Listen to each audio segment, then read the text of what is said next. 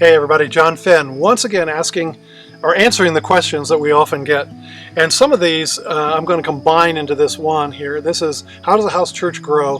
And then number 2, what do you do with problem people?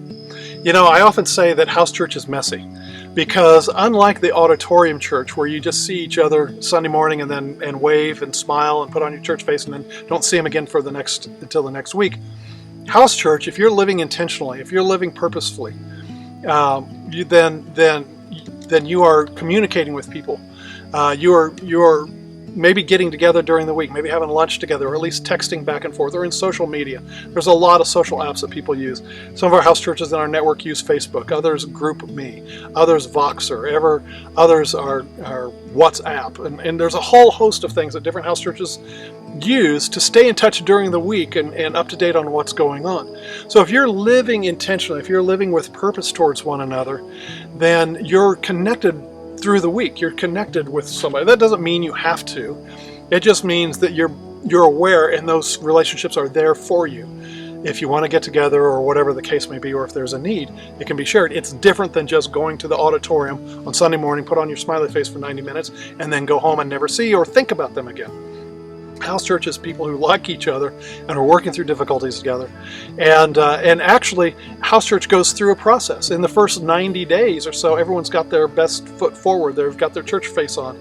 Now, somewhere between 3 months and 6 months, the smiley face starts coming off and people start opening up about where they really live. And that's where personalities clash. And that's where, what do you do with that? Personalities clash. And then if you can work through that in 6 to 9 months and 6 to 12 months, then they're together and they become friends. The way to deal with that is to love the grace in a person. In Galatians 2:9, Paul said this. He said, when Peter, James, and John perceived the grace in me and Barnabas, they gave us the hand of fellowship. And they agreed they would go to the Jews and we'll go to the Gentiles. It's perceiving the grace, in other words, the perceiving the gifting, what Christ has done. You may be across the living room from somebody who's got a totally different background than you, and you can't even relate to their upbringing because of your upbringing. And you know what you can do, however, you can perceive the grace in them. What has Jesus done for them? Where is the grace of God in their lives? Love that grace, and then you will find that you love that person. And so as it grows and as it gets together, what do you do? What do you do with a problem person? What do you do with that kind of unity and that kind of love? Then a person comes in and they want to dominate the house church. They'll get the discussion going and then they stand out like a sore thumb. And that's my point in going into all that detail for the first 3 or 4 minutes, is that when you have that kind of camaraderie, when you have that kind of love and that kind of fellowship and that kind of appreciation of the grace, when somebody comes in and they want to push why there is the no tribulation or why we're all going through the tribulation, or if they want to push the earth is flat instead of round, or if they want to push that such and such leader is the Antichrist, or if they want to push some doctrine that's out there, they stand out like a sore thumb. And many times people will just want to dominate. Maybe they're good, solid people, and they just want to dominate. They don't know how to shut up. They don't know how to be part of a group.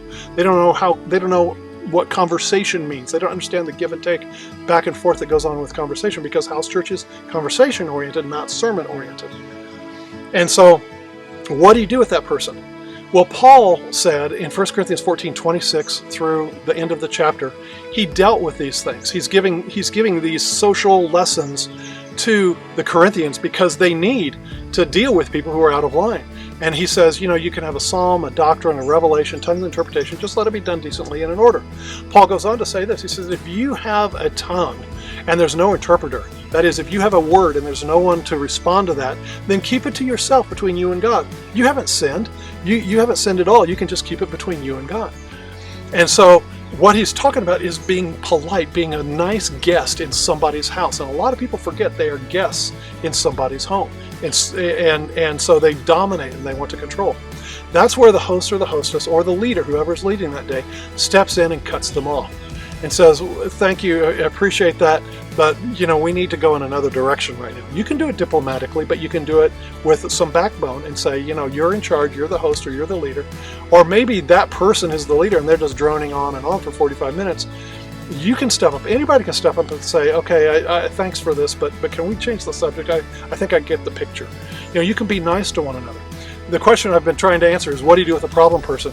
It's a matter of leadership. It's a matter of politeness and also stepping forward and just saying, we need to move on.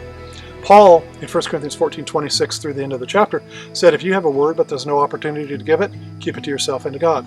If you have a word but the person next to you also has a word, keep quiet, let them give the word. And he said this, he said, if someone has a word, let the prophets judge 2 or 3. That is something that people don't like to hear sometimes. And what Paul is saying in modern English is this: you may feel you've got a word from God, but the others can judge it, and they can accept it or reject it. If you prophesy to somebody and it makes that person uncomfortable, they have the right to say, sorry, I reject that. Sorry, that's not for me. Or maybe they'll be a little more polite and say, sorry, I'm just going to put that on the shelf. It doesn't really bear witness with me. There are different ways to handle it, but Paul is trying to give social skills in 1 Corinthians 14:26 through the end of the chapter. That's why he even mentions about the women, the wives in particular, asking their husbands at home, because in that day and age, the wives were not educated. It wasn't that he was wanting them to be quiet. He was wanting the meeting to have some sort of order to it, and so that's why he's saying let things be done decently in order. If you've got a word but there's no opportunity, keep it to yourself and God. You haven't sinned. If you have a word but somebody next to you has a word as well, defer to them and let them give it. If you give a word, then it's going to be judged, and that's why he said for the wives, he said if you got a question, it may be better to ask the husbands at home. And it wasn't against women or anything else, because he's got Nymphas in Laodicea leading a house church. He's got Lydia in Philippi leading a house church. He's got a husband-wife apostle team, Andronicus and Junia. He names Phoebe, who's a leader at Centuria in Romans chapter 16 verse 1. There's lots of women leaders all the way through all of Paul's writings. Priscilla and Aquila, for instance, husband-wife team. And so he's not telling the wives to be quiet. That wouldn't be consistent with his ministry, but he's just saying for the sake of order, let things be done. We had a situation in one of our house churches where a young lady, when a tongue came forth and they were waiting for the interpretation, a lady spoke up and said, I'm supposed to read all of Isaiah 61. And the hostess was kind of like, okay, that's not really the interpretation, but we'll go with the flow. The young lady read all of Isaiah 61, and then the hostess said, okay, does anyone have that interpretation? And the lady piped up and said, I'm supposed to read all of Isaiah 62. And the hostess said, no, we need to move on. And she got angry. She said, yes, I'm supposed to read it. So, okay, so she read all of Isaiah 62. And then the hostess said, okay, I think we'll move on. I think the moment has been lost. We'll move on. The lady raised her hand. I'm supposed to read all of Isaiah 63. And the hostess said, no, we're going to go in a different direction. And that lady got angry. That young woman got angry. But the hostess did the right thing. She appealed to the rest of everyone there. And she said, everybody here, as a congregation, in other words, we're a house church. So what does everybody else want to do? In unison, 100%, all 10 people there or whatever, said, move on. And this young woman was so offended that she could not read Isaiah 63 after she'd read Isaiah 61, 62 and didn't have the interpretation to begin with. She got so angry she left. She never came back. She wrote that couple a registered letter venting about how rude they were to her and everything else. That young lady, unfortunately, had never read 1 Corinthians 14:26 through the end. That says if you feel that you have a word but there's no opportunity to give it, keep it to yourself and to God. That one verse would have solved that problem.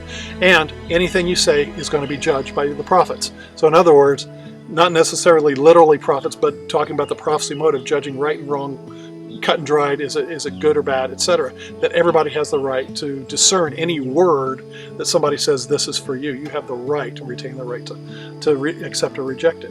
And so anyway, I got into how do we handle people who get off or disrupt the meeting. That's how you do it. You rise up and you politely, and if necessary, if they insist, if they won't learn, if they won't grow, then you may have to ask them to leave.